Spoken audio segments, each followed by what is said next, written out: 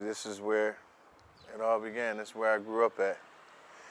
Right here, South Philly, 1632. This is actually my foster home. I was sent here from DHS when I was 2 years old.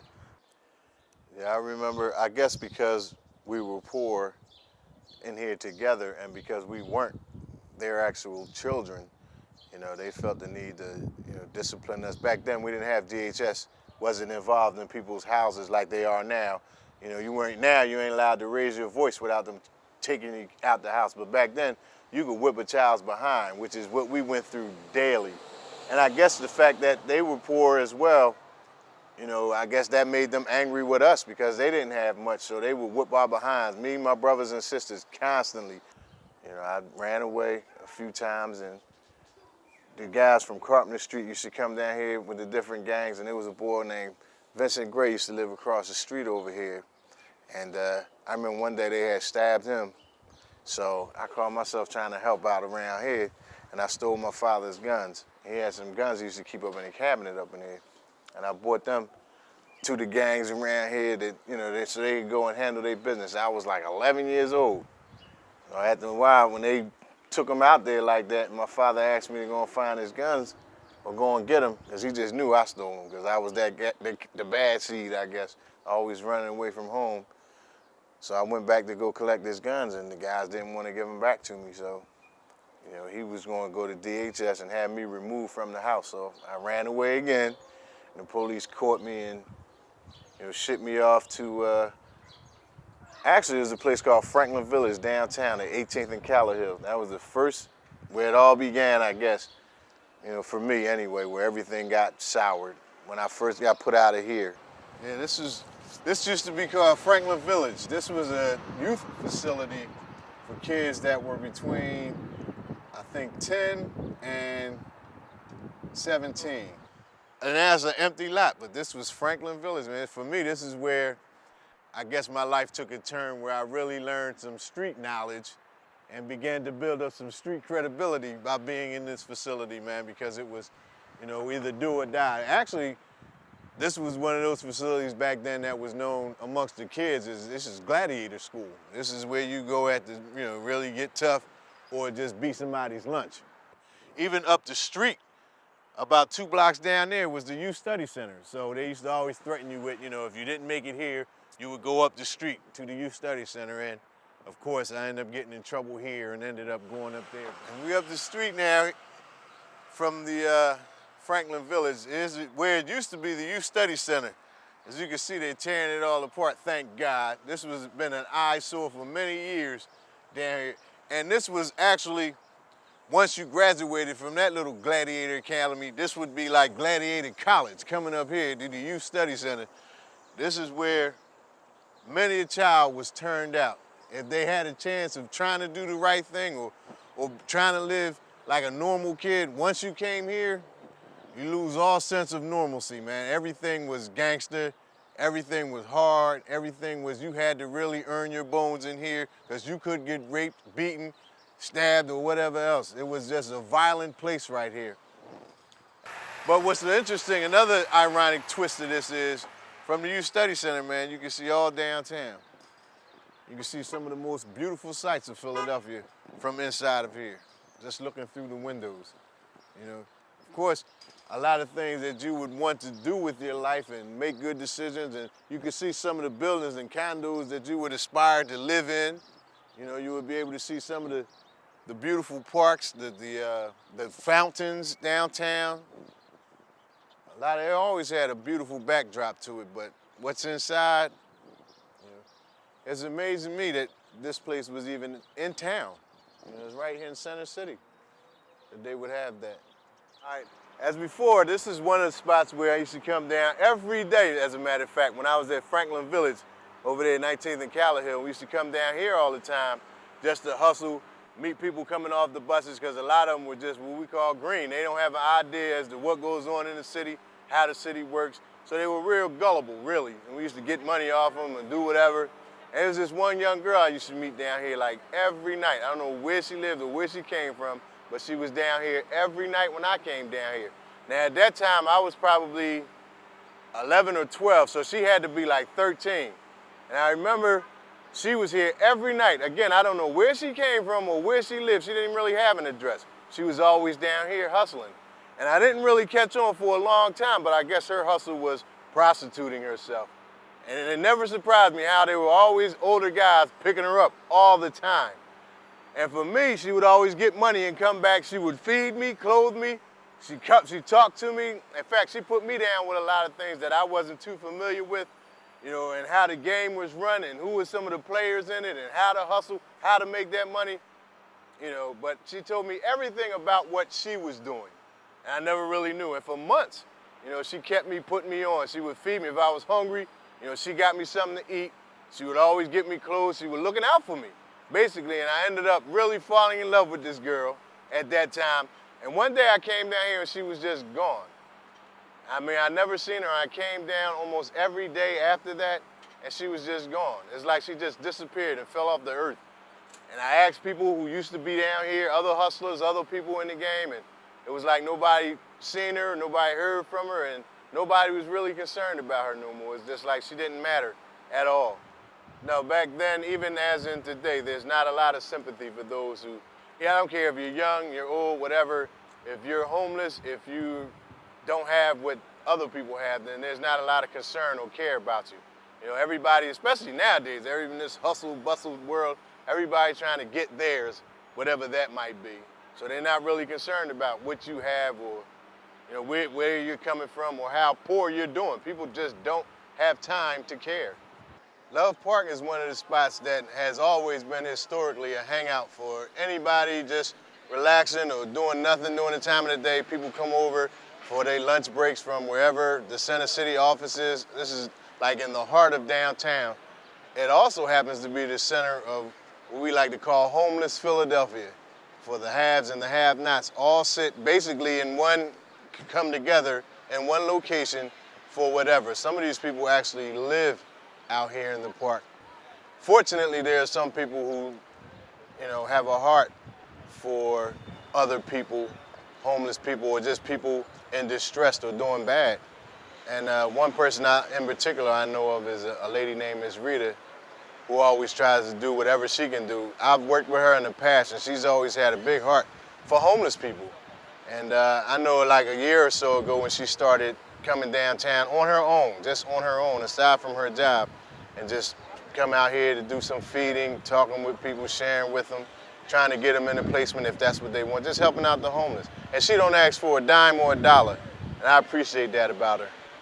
I get the satisfaction of knowing that I'm helping someone else that's less fortunate than myself. I believe that the homeless get a sense that somebody cares, that they're not forgotten. And even though it's not much that you give them, I feel as though that they're grateful. They're more grateful for a cup of soup and some crackers than we are for a bed to lay in. They're grateful that somebody cares enough to come out here and just give them a cracker. And we go home to a full-course meal and throw it in the trash because we're full. I've been homeless. I've been homeless. I've lived in an abandoned building. I've been hungry. I've had a few experiences that maybe not to this degree, but enough to help me to understand what it is to walk in their shoes. I do it because somebody has to do it, and not to do it seems to be wrong. I watch how we as human beings walk past this population as if they're invisible when they're laying on the ground, on grates, or covered in blankets and looking dirty, and we try to hurry past them as if they're not there. I feel as though that today we're becoming a hardened society, and we're becoming a me society, and we're not, our hearts is just not prone to looking at other people. And the biblical concept of doing unto others as you wish to be done by is gone. So a lot of our old values have just dissipated, and people are just busy with themselves.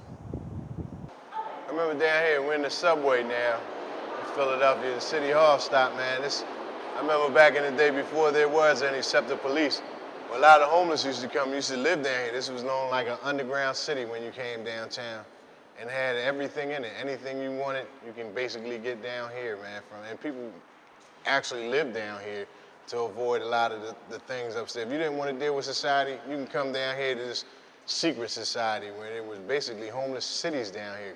We used to call them cardboard cities. It became, you didn't want to deal with the stench down here, it stunk, nobody wanted to get on septic, whatever else, because it was just that bad back then. So they had to clean it up. And one of the ways in which they did that was to hire their own private police force. Homelessness has been around, I guess, since even before the 70s, because they used to be called vagrants and other derogatory names during those days. But homelessness has been a perennial problem. There's nothing new about homelessness. During the 80s and 90s, we had actually box cities in our major concourses here in Center City. Even right downstairs, we had in excess of 200 people who had living quarters established. On our South Broad Street concourse, which runs between City Hall and South Street, we had people in box cities, living in boxes or on top of boxes. On SEPTA's property, we find most of the homeless are here in Center City at our two major train stations and within the Center City concourses, probably because most of the city's outreach programs exist here in Center City or close by, so that when they want to go eat a meal someplace or they want to go get some medical attention, they can use the facilities within the Center City area. What we do is we provide housing to people, both in terms of shelter, transitional and permanent housing, once people have gotten through outreach and have been brought to us, really, or have come to us on their own.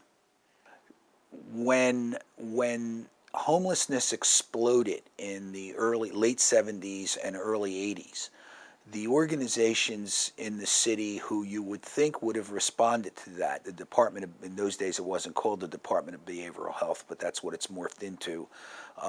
We used to have an agency called Adult Services, which was part of the, I guess it was part of the health department even back in those days, the housing authority.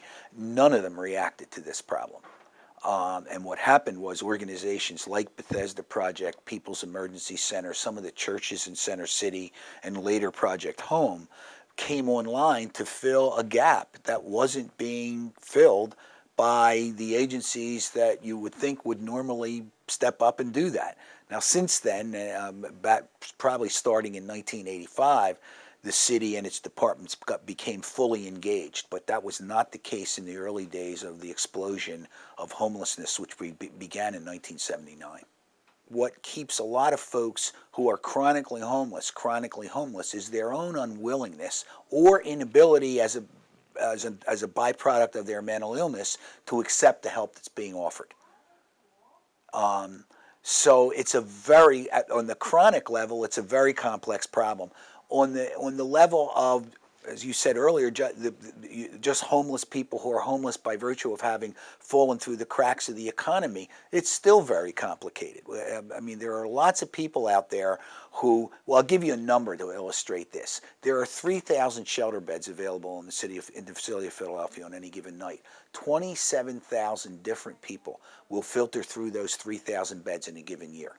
This is one of the spots downtown. Actually, a lot of the buildings have changed, but a lot of the game hasn't. This is one of the spots, especially right here in Center City, man, where you can make the greatest amount of money if you're a child or if you're an adult trying to hustle. I mean, as far as just asking for handouts, I would just hang out here, man, and just people coming by, you just ask them, look, can you spare a dime, can you spare? I think there's a certain mentality that exists with panhandling or asking for money. I don't think most people, young or old, I don't think they really want to do that. But I think you make adjustments. They have pride too.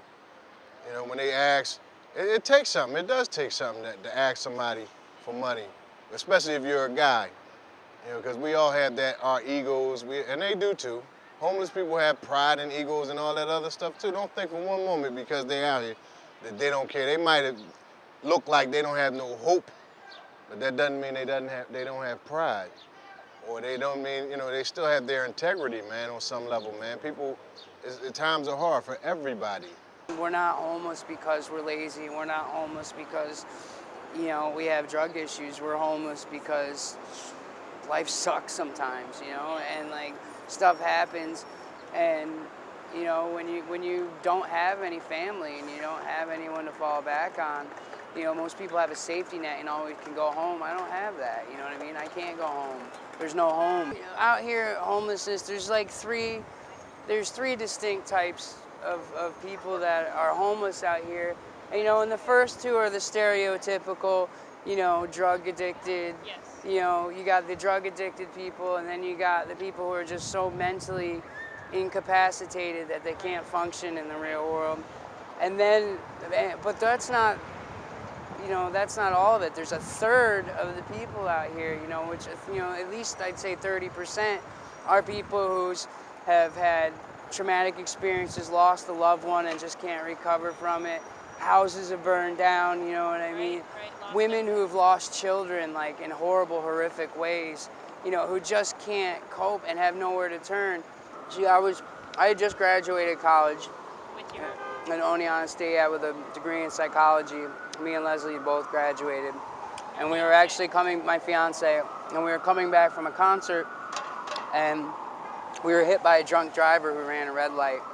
And I ruptured my L4, L5 disc in my back and was pinned in the car, and she was killed. She didn't die instantly either. She died within like an hour of being pinned in the car. She internally bled to death. Were you able to talk to her? No, I mean, like, she was unconscious, in and out of consciousness, but I was pinned, like, I couldn't touch her, I couldn't, hold her or anything like that. So it was real traumatic to begin with. It's indescribable, you know what I mean? Like I said, we were best friends since we were 14. I'm 32 now. I lost her when we were 30. We were both 30, and so she was my past, and she was everything I had planned for the future was wrapped up into her. So it was like all of a sudden, in an instant, my whole life, everything what life was going to be was instantly gone. You know what I mean? So it's you know what I mean. It was, in a way, I died that day. You know what I mean? And it's inside, I think. and inside I died, and everything was, like I said, everything that life was planned to be was no more. Now it's just, once I recover, it took me a long time, 2 years, to get to the point where I feel like maybe I could go on with my life, to an extent, you know what I mean? And I'm still gonna struggle. But now the economy's so twisted, like you can't get a job anywhere. I went to McDonald's, they told me there's a 3-month waiting list for a job at McDonald's. I mean, a guy with a bachelor's in psychology can't get a job at McDonald's. That's how bad it is. And a lot of these people don't understand. It's usually the housewives that don't have to work that go, get a job. Yeah. You know what I mean? And they don't understand there aren't any jobs out here. There's 80,000 people in Center City, Philly alone out of work. You know what I mean? And there are no benefits for people. If you didn't work enough to get on unemployment, there is no, they talk about welfare. Do you know how much, if I were to able to jump through all the hoops to get on welfare, do you know how much money they give you a month? It's $162 a month cash is what they give you for welfare. What can you do with that? Right. $162 a month. It's not even worth the time to try to get on it, you know what I mean? And it's a shame, and I hate to say it, but I have to survive. I make more money out here asking people for money, for change, than I could at any other job, even if I could find a job right now, you know what I mean? If I have a good day, if I can panhandle up $70 in a day, that covers 3 meals in a hotel room. Okay. And that's it. And I'm broke, and I'm back out here the next morning. People just assume, ignore you, and walk around you, and you know what I mean? They don't care if you're hungry, they don't care if you're homeless. They just assume that you're lazy, that you don't want to get a job, or that, you have drug issues, or they just really don't give a shit, and they're just glad it's not them. When I was sentenced originally to 7 to 20 years for armed robbery, I went to Graterford. I needed help because I was so embedded in drugs and the game and hustling and all that other stuff that was all I knew. And I didn't know there was another way, and I wanted something different. So I decided to open up my heart and my mind and allow God to come in, and my life was changed. And by the time, I just wanted to help people. I didn't want to see people coming through. Whereas before, I didn't care if they was in jail, they was doing time like me. You know, main objective to get out, you know, and try to do your crime, whatever it is, your hustle, whatever it is, do it better. I didn't want to do any of that anymore. All right, and we here at PAN, which is the Philadelphia Anti-Drug, Anti-Violence Network. Here is part of my calling and part of my, I look at it as not just work for me, but it's a ministry. It's what I do to try and make the lives of the youth and a lot of adults and their families in Philadelphia better. Your presence alone can deter so much foolishness if you would just stand up and get involved. And that would be my hope and my prayer in doing this filming, that everybody, anybody who sees this, man, might be moved to get involved, because your help is needed on whatever level you decide to give it in. Thank God for the time. Peace, Mike. Come on.